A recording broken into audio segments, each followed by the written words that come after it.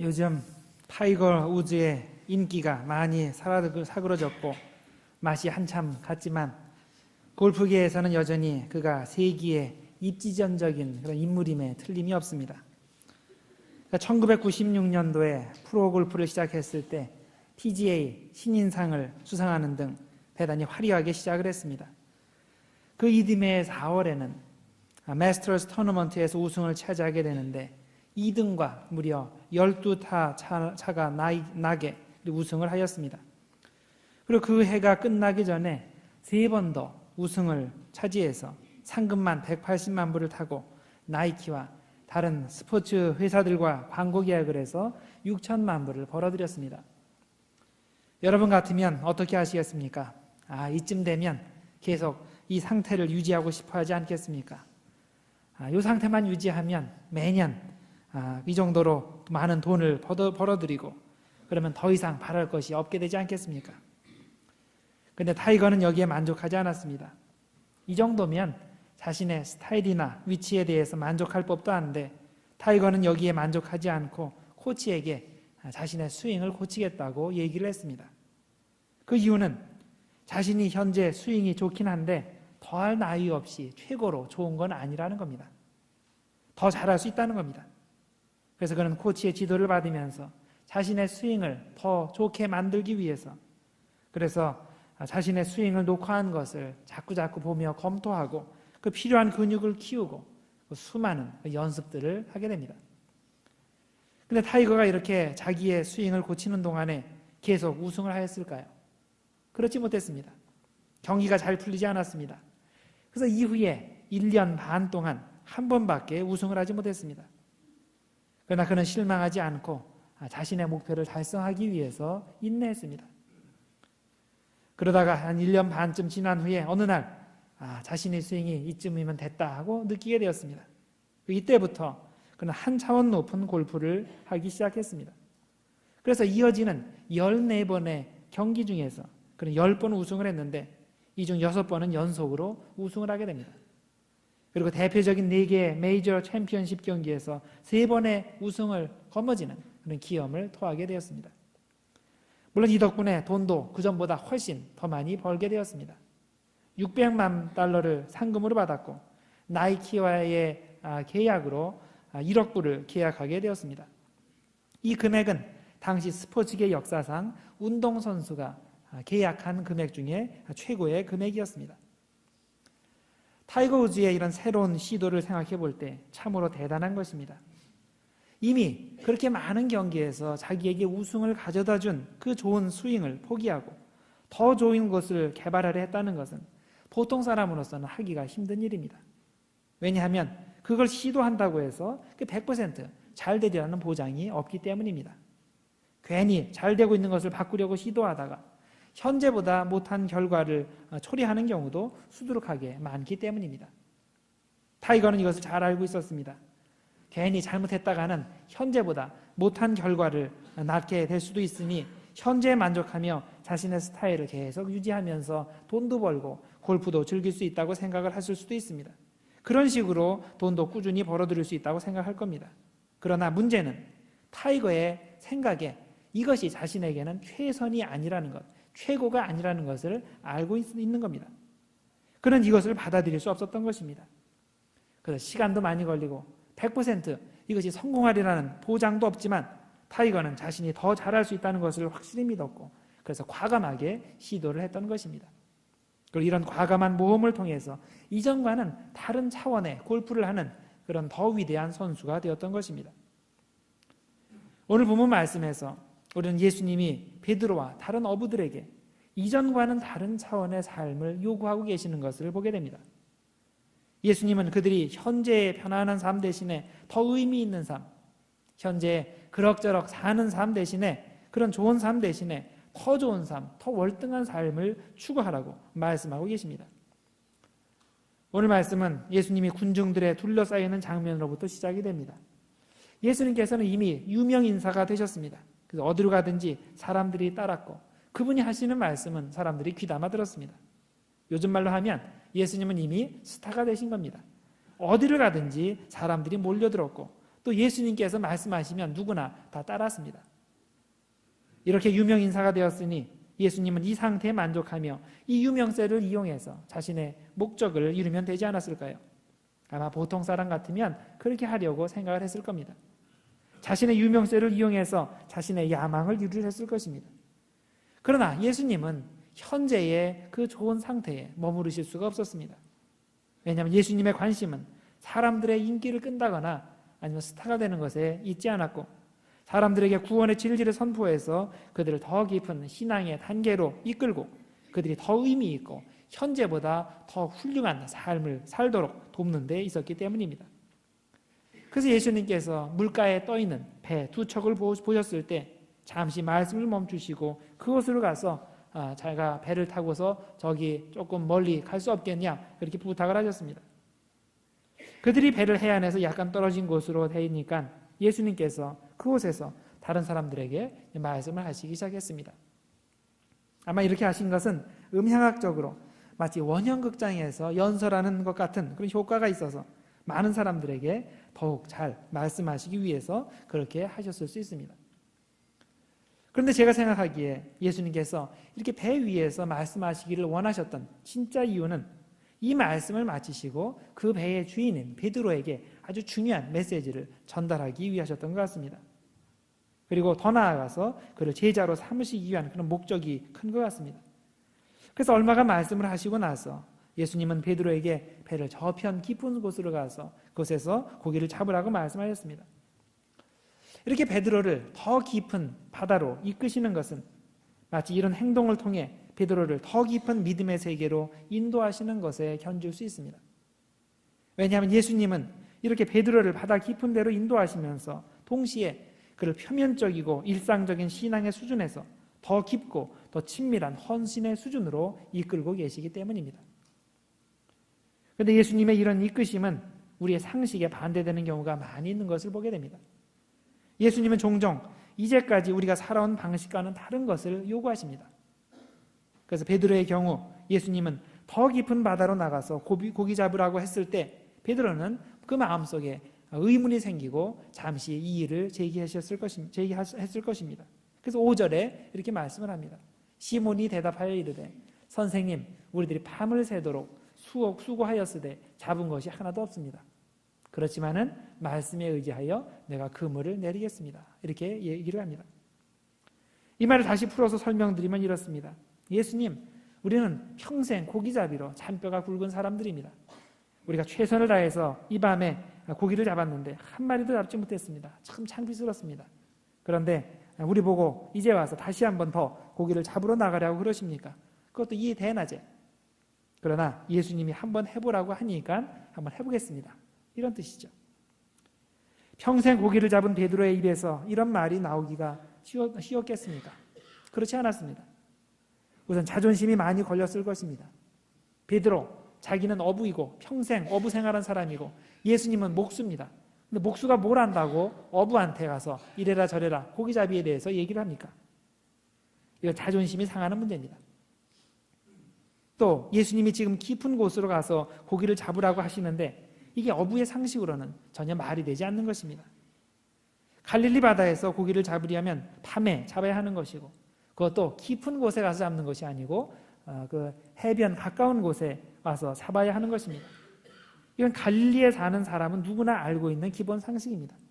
근데 예수님께서 말씀하시는 것은 대낮에 깊은 곳에 가서 고기를 잡으라 그렇게 말씀하시는 겁니다. 제정신이 있는 어부들 중에서 이런 예수님의 말씀에 따라 깊은 곳으로 배를 움직이는 사람이 없을 겁니다. 그러나 베드로는 달랐습니다. 예수님의 말씀에 은혜를 받고 그런 말씀을 전해주시는 예수님은 뭔가 특별한 능력을 가지신 분이라고 믿었기 때문에 예수님을 믿고 한번 시도해 보자고 생각을 한 것입니다. 자, 대낮에 깊은 곳에 가서 고기를 잡으라. 혹시 여러분도 이런 종류의 도전을 받으신 적이 있습니까? 하나님은 여러분에게 과감하게 믿음의 발을 내디디라고 하시는데 이것이 여러분이 지금까지 살아온 경험과 상식에 전혀 맞지 않는 경우가 있지 않았습니까? 우리는 이 점을 분명히 알아야 됩니다. 예수님이 당신의 사랑하는 백성들에게 물고기가 별로 없을 것 같은 그런 깊은 물로 가라고 부르신다면 그것은 우리가 예수님만을 전적으로 의지해서 순종하라는 뜻입니다. 우리의 상식을 우선시하지 말고 예수님의 말씀하시는 것을 우선시하라는 뜻인 것입니다. 베드로의 경우에 이런 도전은 특별히 받아들이기 힘든 것이었는데 그 이유는 예수님께서 이런 식으로 자신의 상식에 맞지 않는 것을 한 번만 요구하신 것이 아니고 연속적으로 재차 요구하셨기 때문입니다. 우선 베드로가 자신의 자존심과 상식을 버리고 예수님의 말씀에 순종하여 대낮에 깊은 곳에 가서 그물을 던져서 고기를 잡았습니다. 이것만으로도 대단한 순종이고 대단한 헌신입니다. 그런데 예수님은 여기에서 그치지 않으시고 이것보다 더 어려운 것을 요구하시는 것입니다. 고기를 잡은 후에 말씀하시기를 이제 너는 나를 따르는 제자가 되라. 내 제자가 되라. 그렇게 요구를 하셨습니다. 자, 제자가 되라는 말이 무슨 뜻이겠습니까? 이것은 생업을 버리라는 뜻입니다. 가족보다 예수님을 더 사랑하라는 말입니다. 자신이 현재까지 가지고 온 그 더 좋은 아주 최고의 어부가 되리라는 그 꿈, 그것을 버리고 예수님께서 주시는 새로운 꿈을 받아들이고 그걸 더 소중히 여기라는 뜻입니다. 그러면 예수님이 이런 요구를 하실 때 누구의 이익을 위해서 이런 요구를 하시는 것일까요? 단순히 예수님의 이익을 위해서 베드로 넌 무조건 희생하라 이런 식으로 예수님께서 말씀하시는 것이겠습니까? 그렇지 않습니다. 이것은 베드로를 위함입니다. 베드로를 하여금 지금보다 더 값지고 더 의미 있는 삶을 살게 하시기 위한 목적이 있는 것입니다.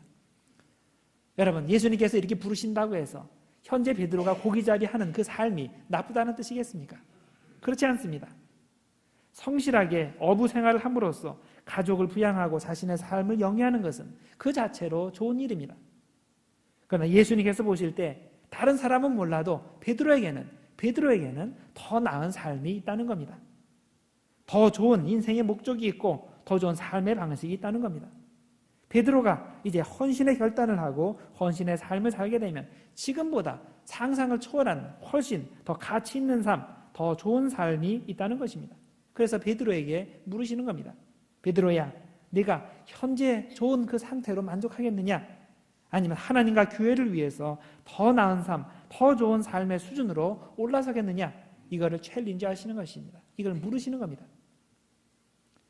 오늘 본문 말씀에 보면 예수님은 이 목표를 달성하기 위해 부드럽게 베드로의 등을 떠미시는 것을 우리들이 볼 수 있습니다. 베드로를 보시자마자 야, 너는 내 제자감이다. 너 오늘부터 내 제자가 되라. 이런 식으로 접근하지 않으셨습니다. 단계적으로 그를 부드럽게 한쪽 방향으로 인도하셨습니다. 예수님은 우리에게도 이런 방법을 사용하기를 좋아하십니다.